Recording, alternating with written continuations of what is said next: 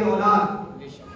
جب کسی کے نیک اولاد ہوگی, نمازی ہوں گے, عالم دین ہوں گے, حافظ قرآن ہوں گے, تو اللہ تبارک و تعالیٰ اس کے نام اعمال میں اس بچے کے صدقے ثواب دیتا ہے. حضرات محترم, حدیث شریف میں ہے من جاءہ الموت وهو يطلب العلم ليحيي به الاسلام فبينه وبين النبيين درجة واحدة. اللہ حکیم فرماتے ہیں جو بھی علم دین سیکھنے کے لیے گھر سے نکلا تاکہ دین کی بقا کرے, اسلام کی آبیاری کرے, اسلام کی تبلیغ کرے, اگر وہ مر جاتا ہے تو قیامت کے دن اس کے اور انبیاء کے درمیان ایک درجہ کا فاصلہ ہوگا. اور نبیوں کا مقام کتنا اونچا ہے, کتنا اونچا ہے, لیکن ایک طالب علم جب گھر سے پڑھنے کے لیے نکلتا ہے اور 15 سال یا 12 سال کا عرصہ مکمل نہیں کرتا ہے, اس کے درمیان ہی وفات کر جاتا ہے. ابھی عالم دین نہیں بنا, کتابیں تصنیف نہیں کی, تعلم کو بنیاد نہیں ڈالے, بچوں کو شاگرد نہیں بنائے, پڑھنے کے دوران ہی اس کی موت آ گئی. اللہ کے حبیب بشارت دیتے ہیں کہ اس طالب علم اور نبی کے درمیان صرف ایک درجہ کا فرق ہوگا. بولیے سبحان اللہ. اتنا اونچا مقام ہے.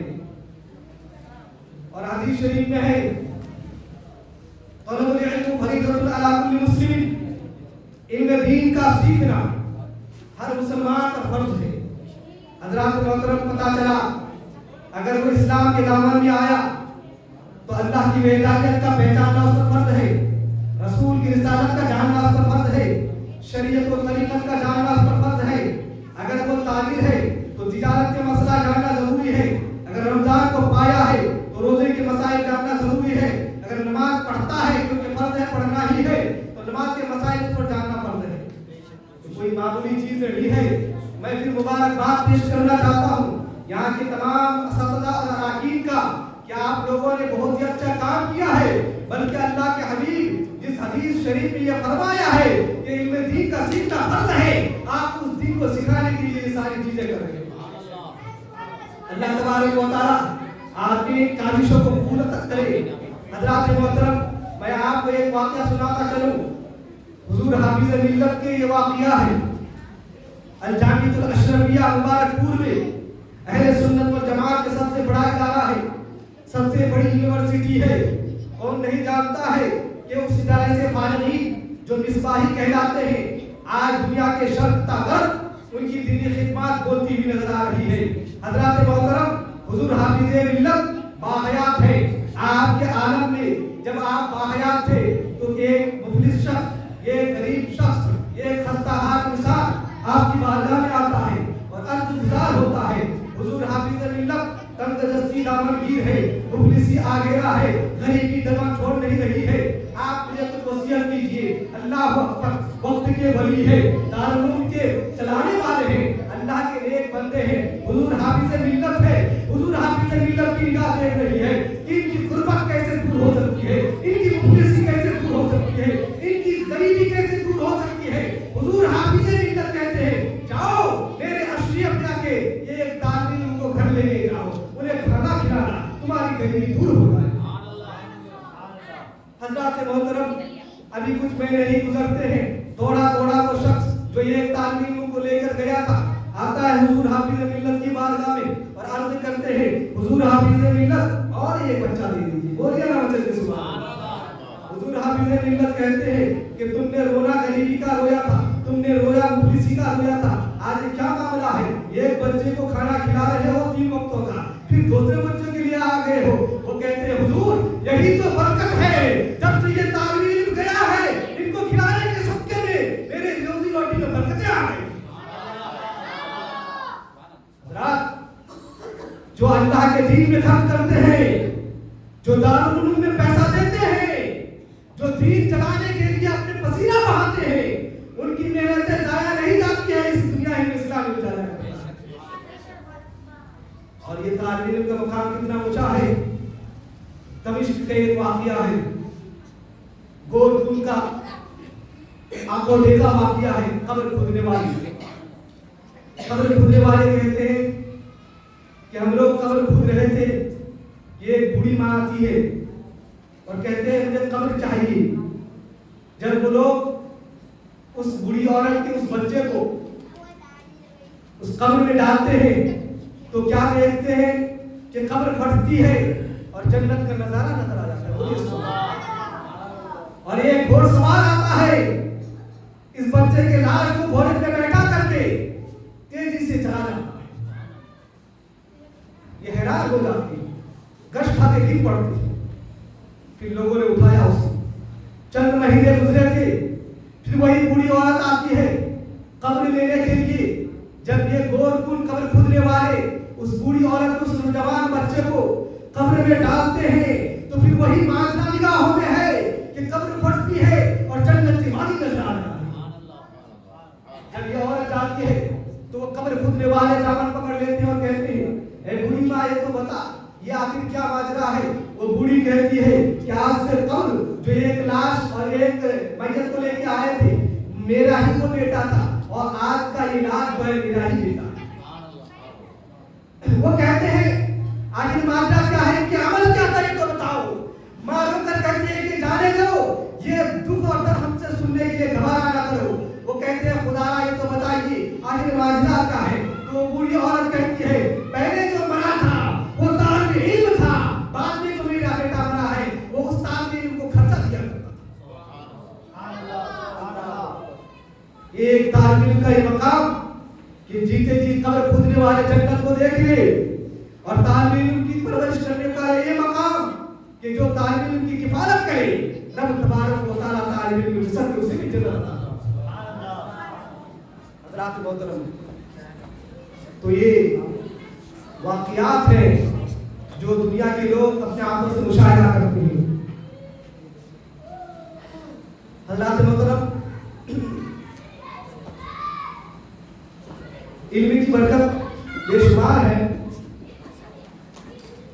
آج دنیا میں علم نہ ہونے کے بنا پر لکرشا اور بھکرشا پیر بنے بیٹھے ہیں، خود گمراہ ہیں دوسروں کو بھی گمراہ کر رہے ہیں۔ لیکن ہمارا اور آپ کا پیر ایسا پیر ہے کہ علم کے کوہ کے مانا ہے، بولے سبحان اللہ۔ وہ پیر غوث اعظم ہے جس کے نسبت سے آپ نے دارل غوثیہ رکھا ہے، بولے سبحان اللہ۔ اس غوث پاک کے صدقے دین دنیا رات کو بڑی ستارہ کو ترقی عطا فرمائے، نسبت سے شے ممتاز ہو جایا کرتی ہے۔ بے شک حضرات محترم، غوث پاک دیکھیے علم سیکھنے کے خاطر گھر سے بغداد نکلتی ہے۔ اس دور میں بغداد علوم و فنون کا مرکز تھا۔ بغداد علوم و فنون کے مہارت والے وہاں رہا کرتے تھے۔ غوث اعظم نے کہا امی جان اب میری ابتدائی تعلیم ہو چکی ہے، اب اعلیٰ تعلیم کے لیے، اونچی تعلیم کے لیے، اچھی تعلیم کے لیے مجھے شہر بغداد جانا ہے۔ ماں کہتی ہے بیٹا شہر بغداد اکیلا کیسے جاؤ گے، قافلہ والے جائیں گے تو ساتھ کر دوں گی۔ حضرات محترم، قافلہ جاتے ہیں، ماں اپنے بیٹے غوث اعظم کو قافلہ کے ساتھ کرتے ہیں، لیکن ایک نصیحت کرتے ہیں کہ اے بیٹا جب تم بھی کبھی بھی موقع آئے تو جھوٹ نہیں بولو۔ جاتے کس لیے ہے؟ علم دین سیکھنے کے لیے۔ اور ماں نصیحت کیا کی ہے کہ زندگی میں جتنی مصیبتیں آئے پر جھوٹ نہیں بولنا۔ اللہ اکبر۔ غوث اعظم قافلے کے ساتھ جاتے ہیں، چلتے چلتے جنگل کے پڑاؤ میں ڈاکو گھیر لیتا ہے، سارے راہگیروں کو لوٹ لیتا ہے، کہتا ہے ننھا منا بچہ تیرے پاس بھی کچھ ہے۔ غوث اعظم صدق زبان والے ہیں، سچے بولنے والے ہیں، ماں باپ کے وفادار ہیں، شریعت پر چلنے والے ہیں، علم دین سیکھنے کے لیے نکلے ہیں۔ کہتے ہیں ہاں میرے پاس بھی دیناریں موجود ہیں۔ تو سمجھتے ہیں بچہ کم سن ہے، کم عمر ہے، ہو سکتا ہے ہمیں چکما دے رہا ہو، جھوٹ بول رہا ہو، آگے بڑھ جاتا ہے۔ دوسرا آتا ہے وہی سوال، وہی جواب ملتا ہے۔ بالآخر یہ سارے جو جب اپنے ڈاکو کے پاس پہنچتا ہے تو ڈاکو کا سردار ہے، ڈاکو کے سردار کہتا ہے یہ تو بتاؤ کوئی مسافر لوٹنے سے رہ تو نہیں گیا ہے، کوئی سامان باقی تو نہیں ہے؟ سب کہتے ہیں سارے لوگوں کو لوٹ لیا گیا ہے، لیکن یہ ایک بچہ ہے جس نے یہ کہا ہے کہ میرے پاس درہم و دینار ہے۔ سارے لوگ کہتے ہیں ہم سے بھی کہا ہے۔ اور ڈاکو کا سردار کہتا ہے جاؤ اس کو بلا کے لاؤ۔ حضرات محترم، غوث اعظم کو بلا کے لایا جا رہا ہے۔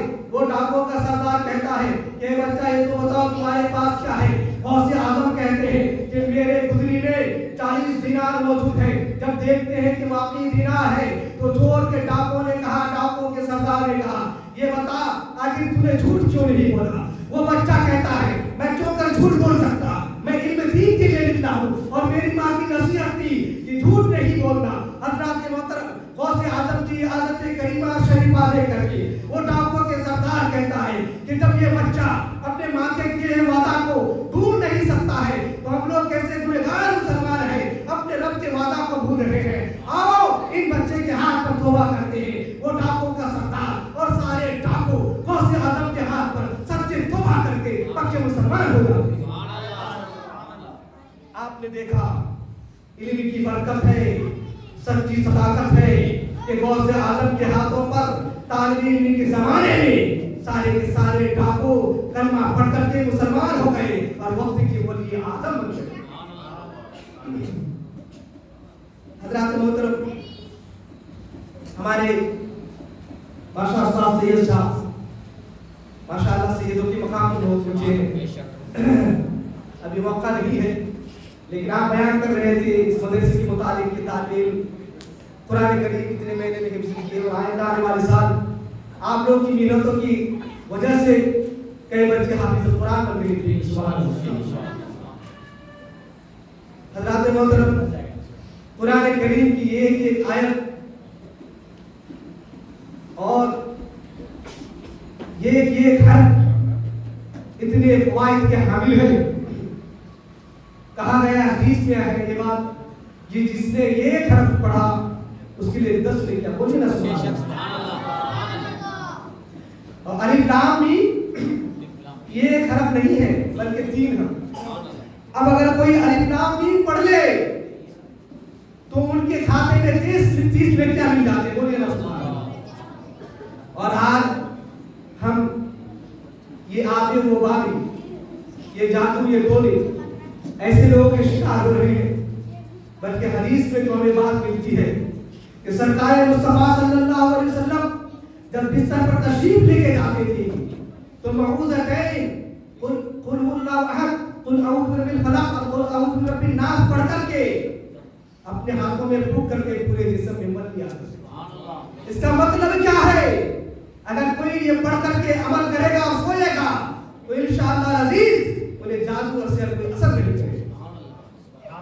حضرات محترم اور آیت الکرسی اگر کوئی پڑھ لے تو وہ گھر جنت سے محفوظ رہ جائے گا، چوری ہونے سے محفوظ رہ جائے گا، شیطان اس گھر سے دور بھاگے گا۔ میں آپ کو بتا دوں حدیث کی روشنی میں اللہ اکبر مال غنیمت آتے ہیں، اللہ کے حبیب صلی اللہ علیہ وسلم اس مال غنیمت کی حفاظت کے لیے حضرت ابو ہریرہ کو معمول فرماتے ہیں۔ حضرت ابو ہریرہ اس مال کی حفاظت کرتے ہیں۔ ایک رات کی تاریکی میں رات کے اندھیرے میں یہ ایک چور آتا ہے جو ہی مال اٹھا کر کے لے جانے کی کوشش کرتا ہے، حضرت ابو ہریرہ اسے پکڑ لیتا ہے اور کہتا ہے کہ میں تمہیں پیارے مصطفیٰ کی بارگاہ میں لے کے جاؤں گا۔ وہ چور کہتا ہے خدا کے واسطے مجھے بخش دو، میں انتہائی غریب انسان۔ حضرت ابو ہریرہ دل کے رحم دل ہے اور چھوڑ دے پیارے مصطفیٰ کی بارگاہ میں جب صبح نماز پڑھنے کے لیے آتے ہیں تو اللہ کے حبیب فرماتے ہیں کہ ابو ہریرہ تو نے رات کو چور کے ساتھ کیا معاملہ کیا؟ بولیے نا سبحان اللہ۔ لوگ کہتے ہیں کہ نبی علم غیب نہیں جانتا ہے، واقعہ ابو ہریرہ کے ساتھ ہوا تھا لیکن خبر پیارے نبی دے رہے ہیں، اسی لیے تو تاجدار بریلی کہتے ہیں اور کوئی غیب کا تم سے رہا ہو بھلا جب نہ خدا ہی چھپا تم پہ کرو۔ آج کیس سے پاکی آتے ہوئے بس میں ایک شخص سے ملاقات ہوئی جو ادھر والے تھے، سمجھ لیں انہوں نے کہا کہ کون سا مذہب صحیح ہے، تو میں نے تفصیلی گفتگو کی وہ نہیں کہہ سکتا، میں بس یہی کہا کہ ہمارے اہل سنت جماعت بریلی کی طرف سے جو غلطیاں ہیں وہ ہمارے جاہلوں کی طرف سے، اور تمہارے طرف سے جو غلطیاں ہیں وہ تمہارے بڑوں کی طرف سے۔ کیا بات؟ ہمارے جاہل ڈھول بجائے گا اسے منع کرو حرام، ہمارے جاہل سجدہ کرے گا قبروں میں اسے منع کرو کہ یہ سخت حرام ہے۔ تو ہماری غلطیاں ہمارے جاہلوں کی طرف سے ہے اور تمہاری غلطیاں تمہارے جاہل نہیں، تمہارے اکابر بڑوں علماء کی طرف سے ہے. انہوں نے کہہ دیا ہے کہ نماز میں گدھے کی یاد آئے تو بہتر ہے، نعوذ باللہ نبی کی یاد اس سے بھی بدتر ہے. یہ کفریہ کلام ہے. اسی بنا پر حسام الحرمین اعلیٰ حضرت نے لکھ کر کے علماء حرمین شریفین کے سامنے پیش کیا تو مکہ مدینہ کے ایک دو نہیں درجنوں علماء نے کہا جن کے اندر یہ عقیدے ہیں وہ کھلے کافر ہیں. تو تمہارے طرف تمہارے علماء کی غلطی ہے اور ہماری طرف ہمارے جاہلوں کی غلطی ہے. یہ جو ڈھول بجاتے ہیں، یہ جو قبر میں سجدہ کرتے ہیں، یہ جو فضول کاموں میں اپنا وقت برباد کرتے ہیں. علماء سے جڑ جائیے اور علم دین سیکھ لیجیے. ایک حدیث شریف میں ہے کن عالمن او متعلمن او مستلمن او محبن لہو ولا تکن الخامسہ. اللہ کے حبیب فرماتے ہیں ہو سکے تو اس دین کے عالم بن جانا. اگر عالم نہیں بن پاؤ تو جہاں علماء تعلیم دے خطاب کرے وہاں جا کے ان کی تقریر اور علم سیکھ لینا. اگر یہ بھی نہ ہو تو کم سے کم علماء سے محبت کرنے والا ہو جائے. حضرات محترم، تو آپ نے ایک پاکیزی شریف میں قلعہ قائم کیا ہے. علم و مرکز کا ایک قلعہ ہے دارالعلوم غوثیہ، جہاں سے ایک حفاظ نکلیں گے، ایک سے ایک عالم دین نکلیں گے. اور آپ پر یہ فرض منصبی ہے کہ آپ اس فرض منصبی کو نبھاتے رہیں اور اس جامعہ کو، اس گلشن کو تر و تازہ کرتے رہیں. حضرات محترم، بہت سارے واقعات ہیں جو قرآن پڑھتا ہے اس گھر سے بنائے دور ہو جاتے ہیں. حضرت حدیر کا واقعہ ہے کہ آپ گھر میں جب قرآن پڑھتے ہیں تو آسمان و زمین سے ایک روشنی معلق ہو جاتی ہے. بولیے سبحان اللہ. جب نگاہ کرتے ہیں تو روئے زمین سے آسمان تک ایک روشنی لڑکی بھی نظر آ رہی ہے اور پاس میں جو گھوڑا تھا وہ بگڑ رہا ہے. حضرت حدیر کہتے ہیں کہ میرا لڑکا وہاں سو رہا تھا، مجھے ڈر محسوس ہوا کہ کہیں گھوڑا گزرتے گزرتے اس بچے کو روند نہ دے. میں جب قریب گیا تو کیا دیکھتا ہوں کہ زمین و آسمان تک روشنی لٹکی ہوئی ہے. میں صبح نبی کی بارگاہ میں پہنچا اور کہا پیارے مصطفیٰ، میں نے ایک عجیب شے دیکھی ہے. میرا معاملہ یہ ہے کہ جب میں قرآن پڑھ رہا تھا تو قرآن پڑھتے وقت زمین و آسمان سے روشنی دیکھی ہے. اللہ کے حبیب فرماتے ہیں اے حدیر، اگر تو اس وقت تک قرآن کی تلاوت کرتا تو سارے لوگ دیکھتے جو زمین و آسمان سے لٹکا ہوا تھا وہی کوئی چیز نہیں بلکہ فرشتے تمہارے قرآن کریم کو سننے کے لیے آ گیا. تو جب قرآن کی تلاوت ہوتی ہے تو قرآن کی تلاوت سننے کے لیے فرشتے بھی آ جایا کرتے ہیں. تو جس جگہ رات و دن قرآن کی تلاوت ہو، قرآن پڑھے جائے، قرآن سنے جائے، قرآن کی تعلیم دی جائے، اس جگہ کا عالم کیا ہوگا؟ میں تو یہ کہوں گا کہ اس دارالعلوم کے صدقے آس پاس میں جتنے گھر ہیں سارے گھروں میں رحمت و نور کی بارشیں ہوا کرتی ہیں. اور اللہ کے حبیب نے فرمایا خیرکم من تعلم القرآن وعلمہ، تم میں بہتر وہ شخص ہے جو قرآن سیکھے اور دوسرے کو قرآن سکھائے. اللہ تبارک و تعالی ہم سب کو قرآن سیکھنے، اس پر عمل کرنے، قرآن سکھانے کی توفیق عطا فرمائے.